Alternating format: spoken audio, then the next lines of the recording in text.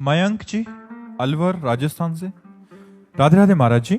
महाराज जी, पूर्व से चली आ रही प्रवृत्तियों को किस प्रकार बदला जा सकता है एवं जीवन में पुनः नई आदतों के साथ कैसे प्रारंभ किया जा सकता है? भगवान के भजन के बल पर जो घोर वैश्यागामी थे वो महात्मा बन गए भगवान का नाम जप करके। जो चोर और हिंसक प्रवृत्ति वाले थे वो ब्रह्म ऋषि बन गए भगवान का नाम जप करके।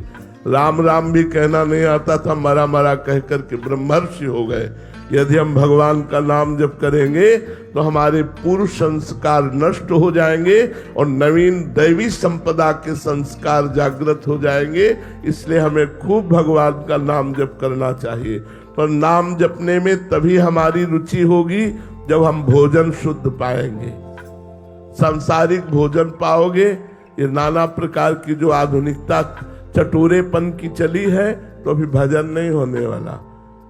सात्विक भोजन पाओ, भगवान को अर्पित करके पाओ, तो भजन में रुचि होगी। और चटोरेपन में इधर उधर खाते घूमोगे तो फिर भजन में रुचि। जिसका भोजन नीरस उसका भजन सरस, जिसका भोजन सरस उसका भजन नीरस, पक्का समझ लो।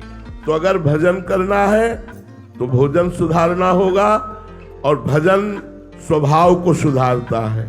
भजन पूर्व संस्कारों को नष्ट करके नवीन संस्कार प्रकट करता है जो भगवान की प्रसन्नता का हेतु होते हैं। इसलिए खूब भजन करो, नाम जप करो। यही नाम जप पूर्व पाप और पूर्व संस्कार दोनों को मिटाकर नवीन दैवी संपदा का हृदय में संचार कर देते हैं। शिव कुमार जी, लुधियाना से। राधे राधे महाराज जी। महाराज जी, पूर्ण शरणागति का अर्थ क्या है? आम शून्य भगवद स्मरण परायण जीवन। पूर्ण शरणागति का तात्पर्य है तदर्पिता अखिलाचारिता तद विस्मरणेन परम व्याकुलतेति। भगवान को समस्त कर्म समर्पित, लेकिन कर्म समर्पित वही होते हैं जो भगवान के अनुकूल कर्म होते हैं, अर्थात शास्त्राज्ञा के अनुसार कर्म, और वो भगवान की प्रीत्यर्थ और निरंतर भगवान का स्मरण, और ये सब भगवान की कृपा से हो रहा है, ऐसा अनुभव होना, ये शरणागति का लक्षण है। अहम शून्य जीवन, अहंकार रहित जीवन, देहाभिमान जिसका गलित हो चुका है, जो अपने को तृणादपि सुनीचेन तरोरियु सहिष्णुना अमानिना मान देनो कीर्तनिया सदा हरि, जो अपने को तृण के समान नीच समझता है, वृक्ष के समान सहनशील, दूसरों को सम्मान देना, स्वयं सम्मानम कल्याति घोर गर्णम, सम्मान को विष के समान समझता है और दूसरों को सम्मान देता है। अमानी ना मान देनो, स्वयं अमानी रहकर सबको मान प्रदान करता है, वो भगवान का शरणागत भक्त होता है जो अहम शून्य है। अहम शून्य बहुत खास बात है। अहम शून्य जीवन, भगवत स्मरण परायण जीवन, यही शरणागति का स्वरूप है। गणेश चौहान जी, मध्य प्रदेश से। राधे राधे महाराज जी। महाराज जी, संतों और गुरुजनों के मुख से नवदा भक्ति के बारे में सुना है। महाराज जी, इस कलयुग में कौन सी भक्ति श्रेष्ठ है? भगवान का नाम जप। कृतयुगे ध्यायते विष्णुम त्रेतायाम यजितैमखै द्वापरे परिचर्यायाम कलो तद्धर कीर्तनात्। सतयुग में ध्यान से भगवान की प्राप्ति होती थी। त्रेता में यज्ञ के द्वारा भगवान की प्राप्ति का साधन माना गया। द्वापर में परिचर्या पूजा के द्वारा भगवान की प्राप्ति, और कलयुग में भगवान नाम जप, भगवान नाम कीर्तन। कलयुग केवल नाम आधारा, सुमिर सुमिर नर उतरहि पारा। जो भगवान के नाम का निरंतर रटन करते हैं वो इस संसार समुद्र से पार हो जाते हैं। और बड़ी सूक्ष्म बात गोस्वामी जी ने कही, नाम लेत भव सिंधु सुखाही करहु विचार सुजन मन माही। ऐ सुजन जन विचार करके देखो, नाम में इतनी सामर्थ्य है कि भव समुद्र को ही सुखा डालेगा। अर्थात माया भगवान की कृपा से है ही नहीं, ऐसा अनुभव हो जाएगा। सारे भ्रम नष्ट हो जाएंगे नाम जपने से। अगर नाम जप नहीं है तो राम राम राम जी जो लो तू न जपी है, तो लो तू कहूं जाए तिहू ताप तपी है। सुरसर तीर बिन नीर दुख पाई है, सुरतर तरे तो ही दारिद्र सताई है। गोस्वामी जी कह रहे हैं, चाहे जितना उपाय कर लो, अगर नाम जप नहीं करोगे तो भव सिंधु से पार नहीं हो सकते। छूटबे के जतन विशेष बांधे जाएगो, होए है विश्व भोजन जो सुधा सान खाएगो। इसलिए भगवान का नाम सबसे सहज, सरल और श्रेष्ठ साधन है कलिकाल में भगवत प्राप्ति का।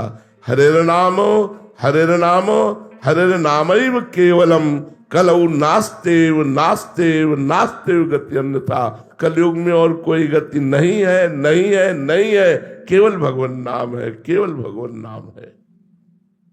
भूमिका भारद्वाज जी मुंबई से। राधे राधे महाराज जी। गुरुदेव भगवान, आपने सत्संग में बताया है कि बड़ो ही कठिन है भजन डिग धरिबो। महाराज जी, भजन करना कठिन, करके पचाना कठिन, पचाकर बचाना कठिन, अर्थात हमें भजन को बहुत संभालना है।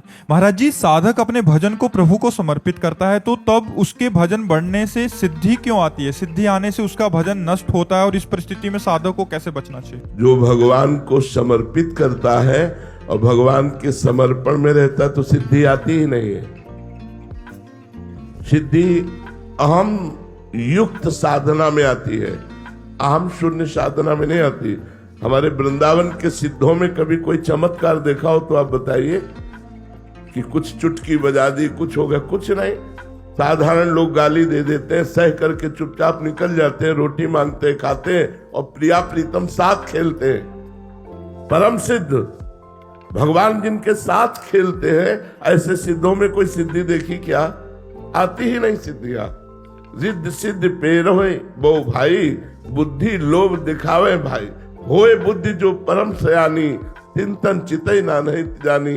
ये अहम जिनके हृदय में साधना का होता है वहां सिद्धियां प्रकाशित होती है। अहम शून्य हृदय में सिद्धि नहीं, प्रेम प्रकाशित होता है, दैन्यता प्रकाशित होती है, भक्ति प्रकाशित होता है, शुद्ध आत्म स्वरूप का बोध प्रकाशित होता है। तो ये भगवान के द्वारा भेजी हुई सिद्धियां वही प्रभाव दिखाती जहां थोड़ा भी अहंकार बकाया रह जाता है। अहंकार शून्य हृदय में सिद्धियां प्रकाशित नहीं होती। जितेंद्र त्यागी जी गाजियाबाद से। राधे राधे महाराज जी। महाराज जी, मेरा प्रश्न है कि जिस इच्छा को प्राप्त करने के लिए हम लगातार वर्षों तक प्रयत्नशील रहे, वो प्राप्त होने पर खुशी क्षण भर की होती है। जैसे कोई वस्तु, कोई लक्ष्य, उसका महत्व कम हो जाता है और मनुष्य का मन नए लक्ष्य को प्राप्त करने में लग जाता है। जो प्राप्त है वही पर्याप्त है, ये मनुष्य क्यों नहीं समझ पा रहा? महाराज जी, इसका कारण क्या है? इसका कारण है कि वो असीम आनंद स्वरूप परमात्मा का अंश है, उसे असीम आनंद चाहिए। और असीम आनंद प्रकृति के किसी भी राज्य में नहीं है, न किसी वस्तु में, न किसी व्यक्ति में, न किसी पद में, न किसी प्रतिष्ठा में। तो हर पद, हर प्रतिष्ठा, हर वस्तु, हर व्यक्ति के प्राप्त होने के बाद वो अतृप्त हो जाता है, उसे और चाहिए। क्योंकि वो असीम आनंद जब तक नहीं मिलेगा तब तक ये हृदय से नहीं निकलेगा। अब कछुनाथ न चाही मोरे, दीन दयाल अनुग्रह तोरे। जब तक प्रभु के चरणारविंद, जब तक प्रभु के नाम, जब तक प्रभु के रूप, प्रभु की लीला का आनंद नहीं मिलेगा, तब लग कुशल न जीव कहो, सपने हो मन विश्राम। जब लग भजत न राम कहो, शोक धाम तज काम। तब लग स्वप्न में भी विश्राम नहीं मिल सकता जब लग भगवान का भजन नहीं करोगे। भगवान के भजन से ऐसी हृदय में तृप्ति होती है जागतिक, कि कोई इच्छा नहीं रह जाती, कोई इच्छा नहीं रह जाती। इच्छा का ही नाश हो जाता है। न पारमेष्ठ्यम न महेंद्रधिष्णम न सार्वभौमम न रसाधिपत्यम न योग सिद्धि अपनर्भवम वा। देखो देखो भजन का प्रभाव देखो, भगवान की भक्ति का रस देखो। कह रहे पारमेष्टम ब्रह्मा का पद नहीं चाहिए, महेंद्र धिष्णम देवराजेंद्र का पद नहीं चाहिए, सार्वभौमम पृथ्वी का सम्राट पद नहीं चाहिए, न योग सिद्धि योग की सिद्धियां नहीं चाहिए, न पुनर्भवम वा मोक्ष भी नहीं चाहिए। क्या चाहिए? प्रभु के चरणों का दासत्व, प्रभु का चिंतन, प्रभु के लिए तड़पना, प्रभु के लिए रोना, ये असीम आनंद का मार्ग है। इसीलिए हमारे मन में होता है अगर ये शरीर मिल जाए इसको भोगूं तो तृप्त हो जाऊंगा, लेकिन जब उसको भोगा तो फिर और शरीरों की चाह पैदा हो गई। इस वस्तु को भोगूं तो और वस्तुओं की चाह, इतना धन हो जाए तो और धन की चाह, ये पद हो जाए तो और पद की चाह। ये चाह तभी पूर्ण होगी जब श्री भगवान मिल जाएंगे, जब श्री भगवान में हमारा चित्त लग जाएगा, अन्यथा नहीं। क्योंकि हम असीम आनंद परमात्मा के अंश हैं, तो हम असीम आनंद परमात्मा की ही प्राप्ति में संतुष्ट हो सकते हैं, अन्य किसी से हो ही नहीं सकते। चाहे त्रिभुवन की राज्य लक्ष्मी एक को दे दी जाए तो भी वो संतुष्ट नहीं होगा। महाराज ययाति ने अपनी जवानी तो भोगी ही, अपने पुत्र की 1000 वर्ष जवानी लेकर भोगा, तब अनुभव लिखा कि जो भगवत विमुख है उसे पूरी सृष्टि की स्त्रियां, धन, जौ और पद प्रतिष्ठा सब दे दिया जाए तो भी वो तृप्त नहीं हो सकता। तृप्ति भगवान के भजन में है। जब तक भजन नहीं करोगे तब तक असीम आनंद नहीं मिलेगा, और जब तक असीम आनंद नहीं मिलेगा तब तक हमारा मन कहीं टिकने वाला नहीं है। पक्की बात समझ में आई ये बात? रोहित जी लुधियाना से। राधे राधे महाराज जी। महाराज जी, जैसे कोई व्यक्ति भजन मार्ग पर चल रहा है तो उसकी सुख की कामना क्या होनी चाहिए? संसार में लोग अलग अलग भोगों की प्राप्ति को सुख मानते हैं या फिर गंदे आचरणों को सुख मानते हैं, तो भक्त के लिए सुख क्या है महाराज जी? भगवान की स्मृति। हर समय भगवान की स्मृति में डूबना, इससे बड़ा कोई सुख नहीं है। वो भगवान के सामने भी उपस्थित होने की आकांक्षा नहीं करता। पता नहीं हम अधिकारी हैं कि नहीं, वो आप देखो, लेकिन हर समय हमारे हृदय में मधुर मधुर भगवान की स्मृति चलती रहे, इससे बड़ा कोई सुख नहीं है। बिसरी हो ना बिसारी हो, यही दान मोहि देहु, श्री हरिवंश के लाड़िले मोहि अपनी कर ले। कभी कोई इतने लोगों में जो बैठा है जिनका अखंड भजन चलता हो, निरंतर भजन चलता हो, वो हमारी इस बात को समझेंगे कि इससे बढ़ करके भगवत दर्शन में सुख नहीं है, जो भगवत स्मृति में सुख है। अखंड स्मृति में डूबा हुआ उपासक सतरति सतरति सा लोकाम तारयति, वो स्वयं तर जाता है, स्वयं तर जाता है, लोगों को तार देता है। सबसे कठिन साधना है अखंड स्मृति, निरंतर भजन, तैल धारावत भगवत स्मरण। न इससे बड़ा कोई सुख है, न इससे बड़ी कोई सिद्धि है, न इससे बड़ी कोई साधना है। अक्षय कुमार जी राजस्थान से। राधे राधे महाराज जी। महाराज जी, अक्सर हम दुख में तो भगवान को याद करते हैं, लेकिन जब जीवन में सब कुछ अच्छा चल रहा हो तब हम उनको भूल जाते हैं। महाराज जी, ऐसी कौन सी? वैसे हमें लगता है दुख में नहीं याद करते यार। कौन दुख में भगवान को याद करता है? जब बिल्कुल असहाय हो जाता होगा तब भले याद करता हो, लेकिन दुख में संसार ही याद आता है। वो रिश्तेदार, वो पदाधिकारी, उनका फोन नंबर, उनका फोन, भगवान कहाँ याद आते हैं? व्यक्ति, वस्तु, स्थान, यही याद आते हैं। वो तो धन्य भाग है जो दुख में भगवान का स्मरण करते हैं। कहाँ करते हैं दुख में? सब दुखी है। कौन सुखी है? सुखी वही है जो चित्त भगवान में डूबा हुआ है। नहीं तो सब कभी दुख कभी सुख, कभी दुख कभी सुख, ये तो तपेड़ा चल रहा है। अभ्यास योग युक्तेन चेतसा नान्यगामिना, ऐसा अभ्यास किया जाए, चाहे दुख आवे चाहे सुख आवे, भगवान का स्मरण न छूटे तो बात है। नहीं, सुख में आप माया के भोगों में भूल गए, दुख में माया के आश्रय में भूल गए। माया का आश्रय, दुख आया उनको फोन नंबर लगाइए, दुख आया अपनी समस्या का निदान हम किसी व्यक्ति से चाहते हैं, प्रभु से नहीं चाहते। इतने लोगों में आप हृदय से देखो, आपको दुख मिला और सीधे मन भगवान के पास गया। कौन है ऐसा? जब सब जगह से हार जाएगा तो भले भगवान को पुकारे, नहीं पहले भगवान याद नहीं आते, पहले संसार याद आता है। हमारे रिश्तेदार हैं, हमारे अमुक है, हमारे अमुक है, वो अमुक डॉक्टर है। हम ये नहीं, सीधे भगवान में चित्त गया, हे भगवान हमारे इस संकट की निवृत्ति कीजिए। अब भगवान जो उपाय भेजे वो भगवान, ऐसा कहाँ है? दुख में भी तो संसार की ही याद आती है। वो धन्य भाग है जो दुख और सुख दोनों में भगवान का स्मरण करते हैं। इसलिए अभ्यास योग युक्तेन चेतसा नान्य गामिना, अभ्यास ऐसा बनाओ कि चाहे सुख हो चाहे दुख हो, चित्त भगवान से अन्य जगह में ना जाए। भगवान, सुख है तो बड़ी दया है, दुख है तो बड़ी कृपा है भगवान की। दया और कृपा का अनुभव करते हुए वो भगवान के चिंतन में डूबा रहता है, वही धन्य है। उसी का मनुष्य जीवन धन्य है जो सुख दुख दोनों में समान भाव करके भगवान का निरंतर भजन करता है। जो दुख है वो तब तक दुख रहता है जब तक भगवान का स्मरण नहीं होता, नहीं तो महासुख का अनुभव होता है चाहे जितना बड़ा दुख हो। तो दुख दुख नहीं, जो भगवान का स्मरण चल रहा है। और ये सांसारिक सुख क्या सुख है? थोड़ी देर चित्त भगवान में अगर एकाग्र होकर लग जाए तो तुम्हें वो सुख मिलेगा कि संसार के सुख देखने का मन नहीं होगा। सुने न काहू की कही, कहे न अपनी बात, नारायण व रूप में मगन रहे दिन रात। ना काहो सो बोलिबो ना कोई व्यवहार, अपनी कुंवर किशोरी को जियत निहार निहार। थोड़ी देर भजन करके देखो, यदि ये संसार मिथ्या न लगने लगे तो कहना कौन सी वस्तु ऐसी है जो यहाँ शाश्वत है? सब धोखा, सब माया का भ्रम। भजन करके देखो तब पता चलेगा। जिसके लिए संसार मर रहा है, ललचा रहा है, वो भजन करने वाले के लिए कूड़ा करकट की तरह है। वो ऐसे विश्वत मलवत त्याग वमनवत त्याग कर दिया गया। भजन के बिना वो सुख, वो शांति, वो अनुभव कहीं नहीं। मान लो मेरी बात, रहो संसार में रहो, कार्य करो संसार के, लेकिन स्मरण करो भगवान का, चाहे सुख हो चाहे दुख हो। शीतल जी बुलंदशहर से, राधे राधे महाराज जी।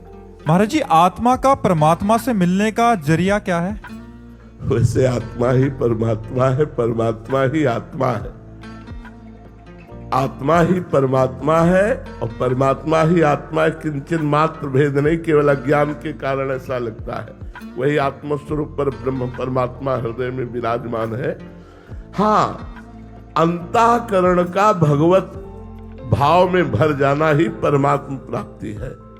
मन, बुद्धि, चित्त, अहंकार, जिसमें दो की प्रधानता की गई, मन और बुद्धि की। इसलिए भगवान श्री कृष्ण ने गीता जी में कहा है, मय्येव मन आधत्स्व मयि बुद्धिम निवेशय निवेश्यसि मय्येव अतु ऊर्ध्वं न संशया।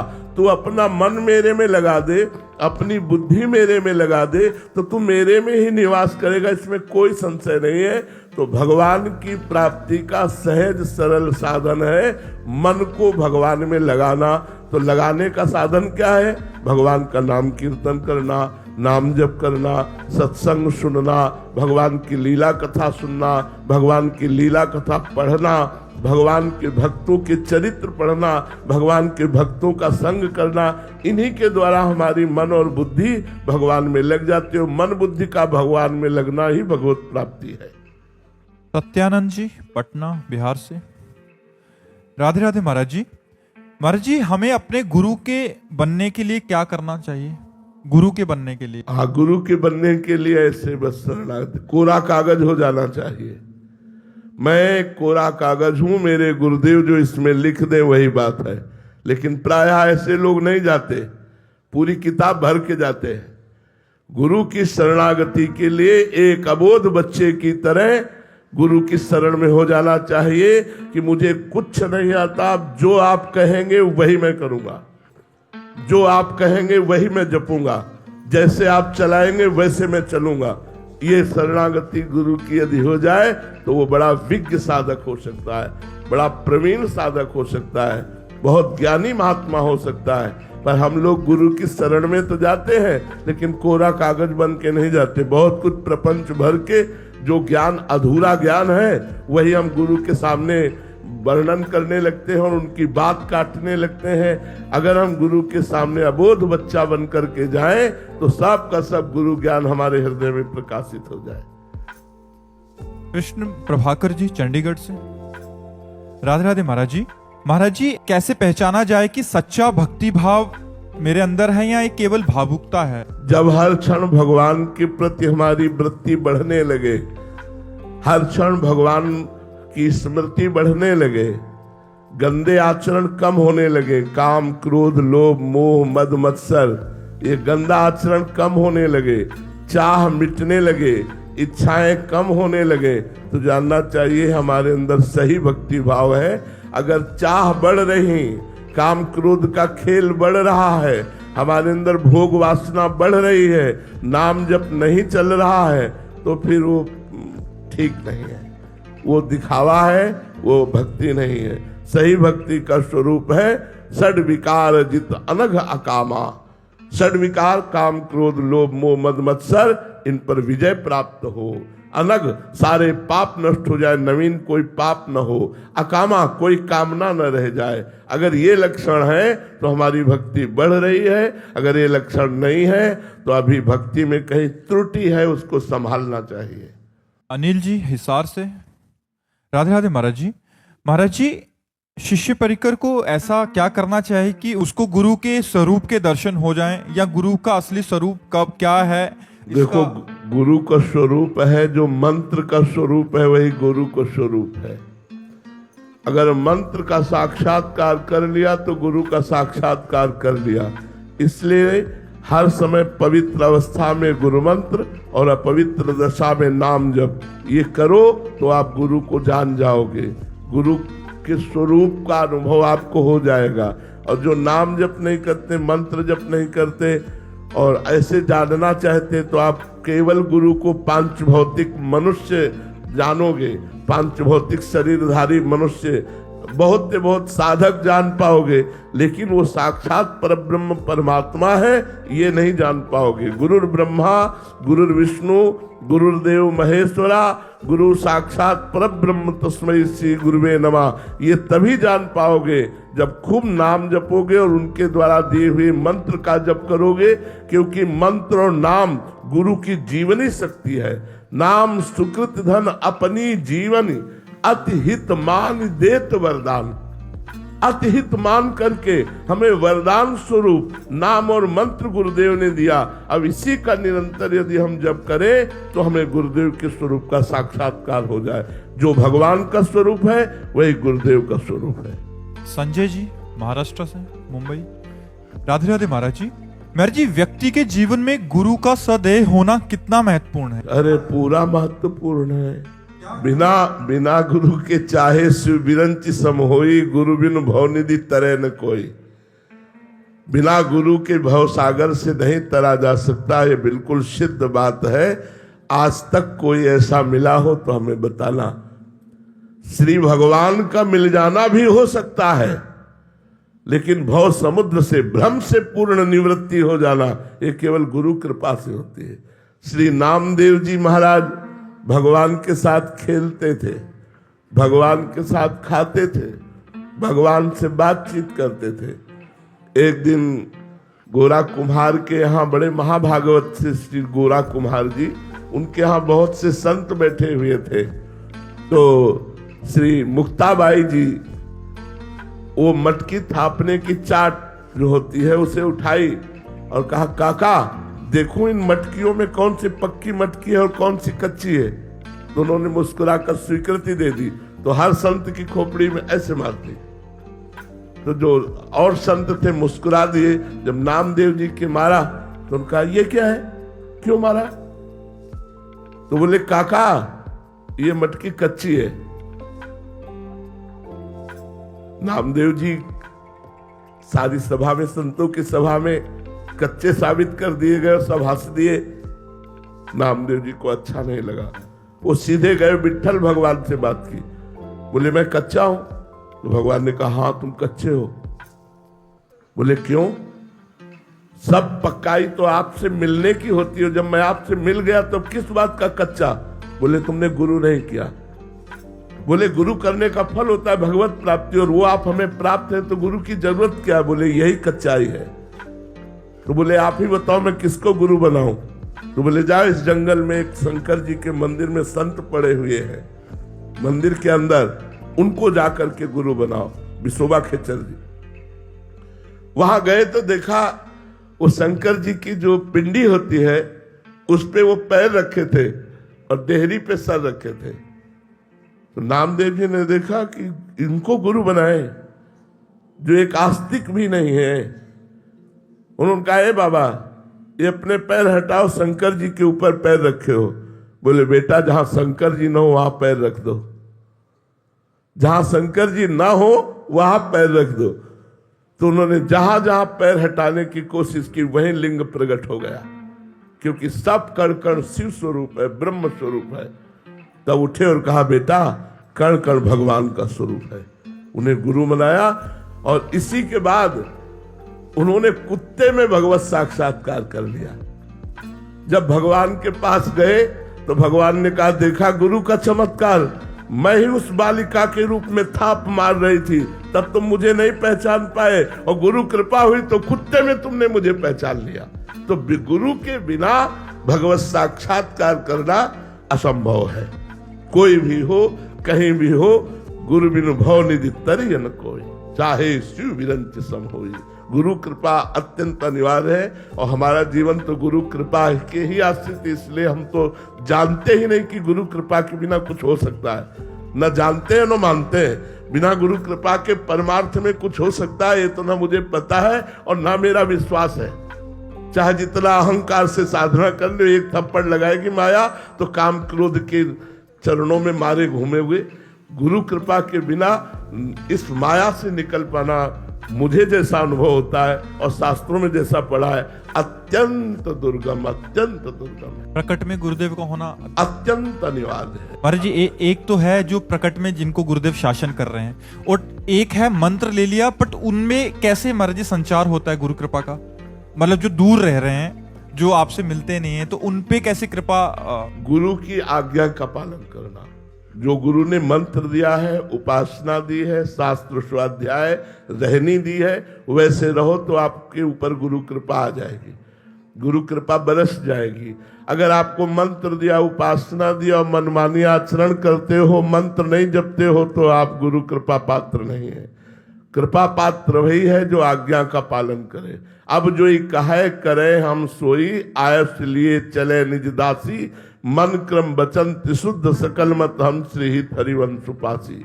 जो आज्ञा गुरुदेव ने दी उसी आज्ञा के अनुसार हम अपनी जीवनचर्या बनावे, दिनचर्या बनावे, तो चाहे लाख कोस दूर रहे हमारे ऊपर गुरु कृपा बरसती रहेगी। महाराज जी आपको लाखों लोग सुनते हैं महाराज जी, कुछ उन्होंने तो प्रकट में दीक्षा लिया है, जो आपकी आज्ञा में चल रहे हैं वो भी गुरु कृपा के। हाँ, जो आज्ञा में चल रहे हैं, दीक्षा नहीं लिए, उनका भी परम मंगल होगा, क्योंकि जैसे वो राधा राधा जप रहे हैं तो यही गुरु मंत्र हो गया, और जो हम आचरण बता रहे हैं यही उपदेश हो गया। मंत्र और उपदेश दोनों का पालन करना ही तो शिष्यता है। तो वो चाहे कंठी बंधवावे चाहे ना बंधवावे, उनका परम कल्याण निश्चित है, क्योंकि राधा नाम मुख से श्रवण करके, उपदेश श्रवण करके वो चल रहे तो उन पर गुरु कृपा बरसेगी। 26 जनवरी है तो कुछ हो जी।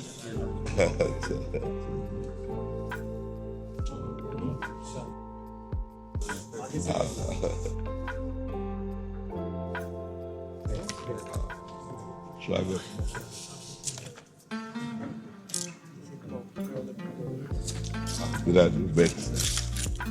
बड़ा हर्ष का विषय है कि आप सब आज दर्शन दिए 26 जनवरी को, ये बहुत हर्ष का विषय है।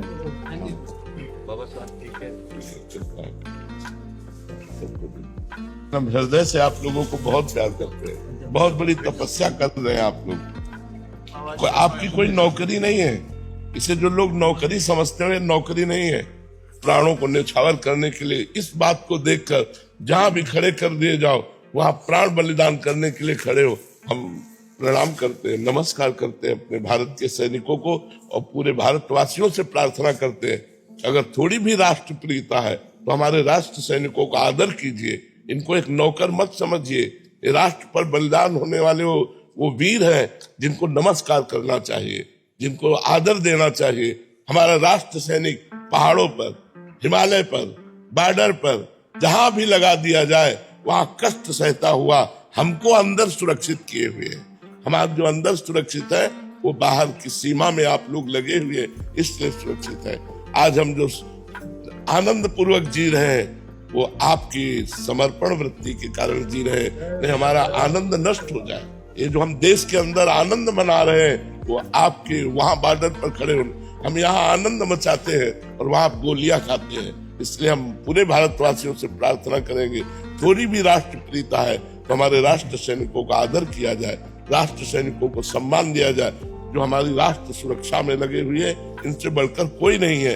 कौन नहीं चाहता अपनी बीवी बच्चों के पास रहना? साल साल भर हो जाते हैं, चेहरा देखने को नहीं मिलता अपने गांव का, अपने नगर का, अपने परिवार का, फिर भी हमारा राष्ट्र सैनिक प्रसन्न होकर राष्ट्र पर बलिदान होने के लिए लगा है। ऐसे राष्ट्र सैनिकों का यदि सम्मान न हो तो इससे बड़ी हानि और कोई नहीं हो सकती। उत्साहवर्धन करना और सम्मान करना ये सम्माननीय है। जैसे संत सम्माननीय है वैसे सैनिक सम्माननीय है। हमारी दृष्टि में संत और सैनिक दोनों एक राशि हैं और दोनों एक ही भाव रखते हैं। संत अपने जीवन को तपस्या में करके पूरे राष्ट्र का संवर्धन सुख चाहता है और वो अपने प्राणों को बलिदान करके राष्ट्र की रक्षा चाहता है। इसलिए संत और सैनिक दोनों सम्माननीय। सबको दिया। बाबा आप स्वस्थ रहे, कृपा बरसाए रखे बाबा। नहीं आज हमें बहुत अच्छा लगा। आप 26 जनवरी को आप दर्शन दिए आकर के, बहुत अच्छा लगा, बहुत अच्छा लगा। जय जय भारत माता की जय। दीप गोराई जी। राधे राधे महाराज। राधे राधे महाराज जी, आपके चरणों में कोटि कोटि प्रणाम।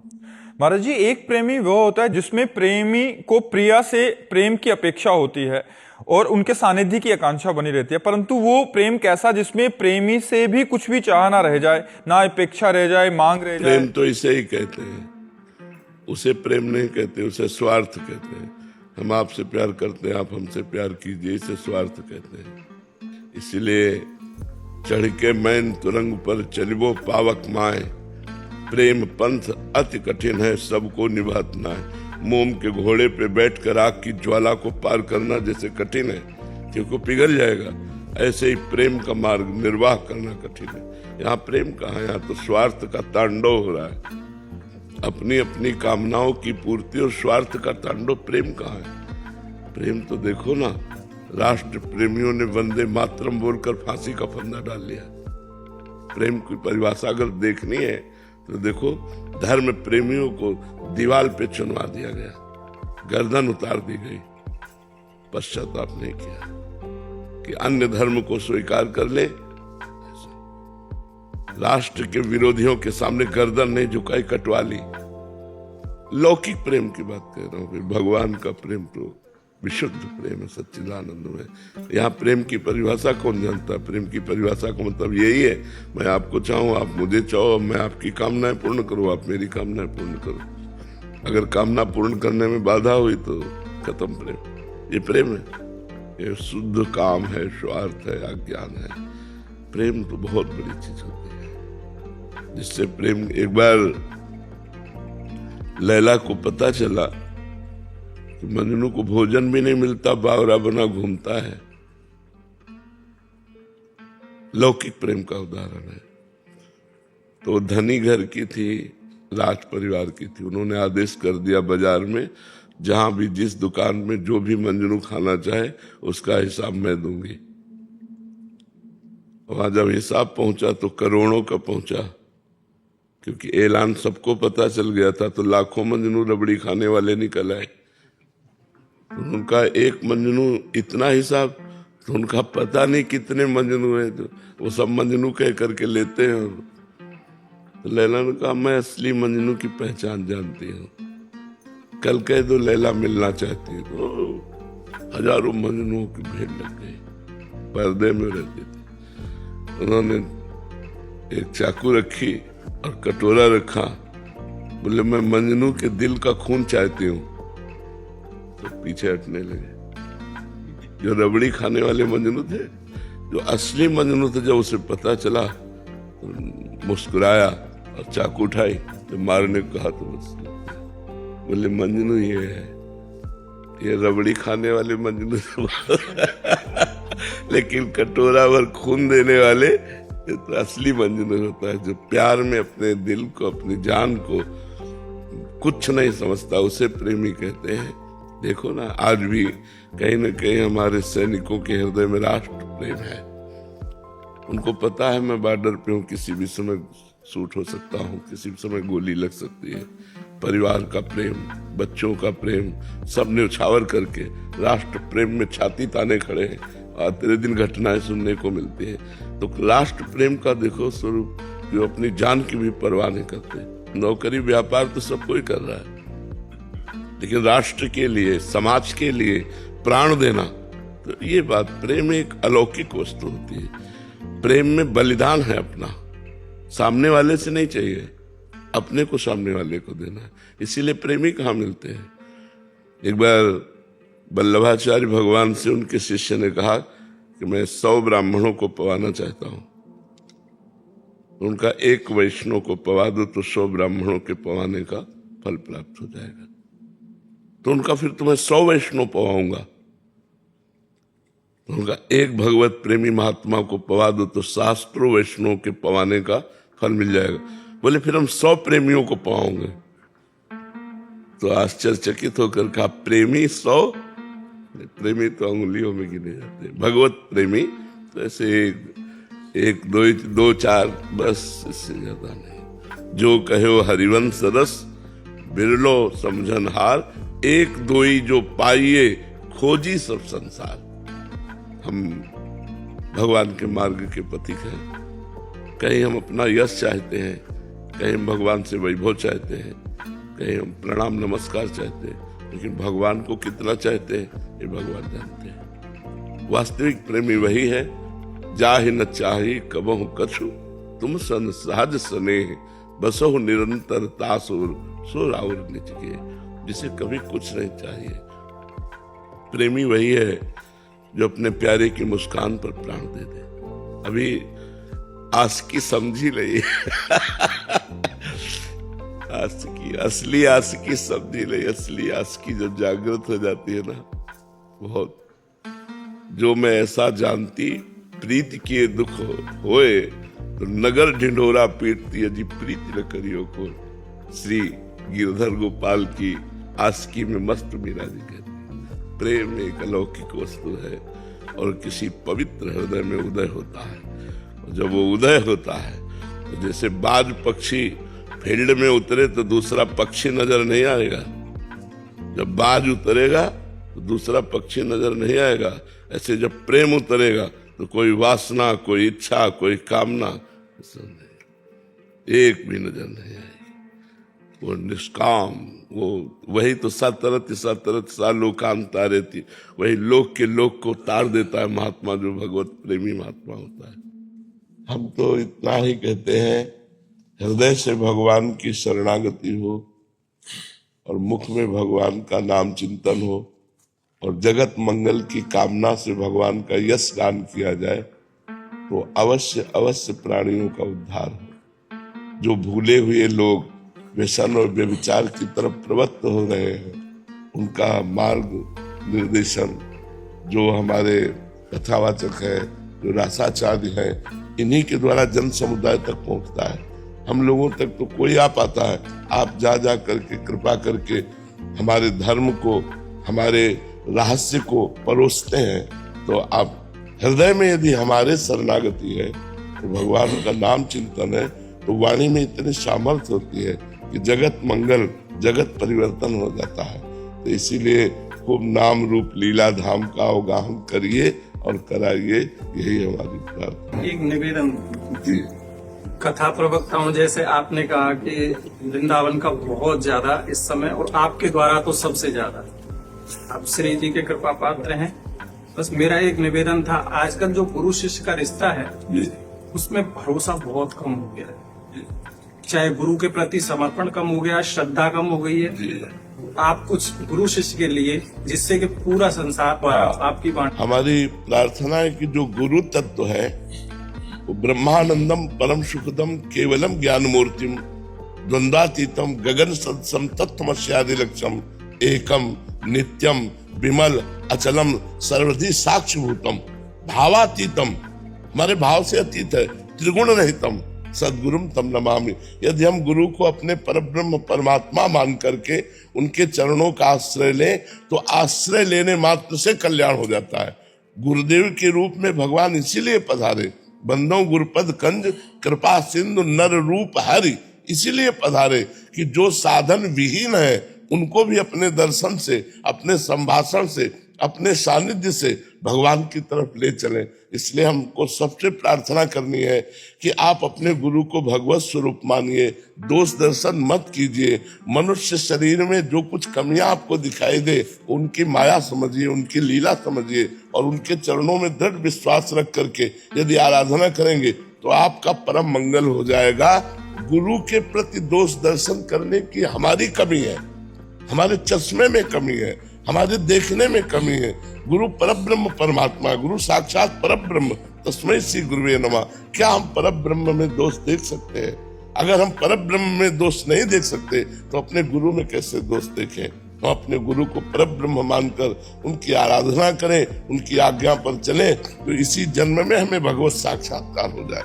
गुरु कृपा, कहीं मोक्ष के लिए साधन नहीं बताया, बोले मोक्ष मूलम गुरु कृपा, ध्यान मूलम गुरु मूर्ति, पूजा मूलम गुरु पदम, मंत्र मूलम गुरु वाक्यम, मोक्ष मूलम गुरु कृपा। केवल गुरु कृपा कर दे तो मोक्ष की प्राप्ति हो।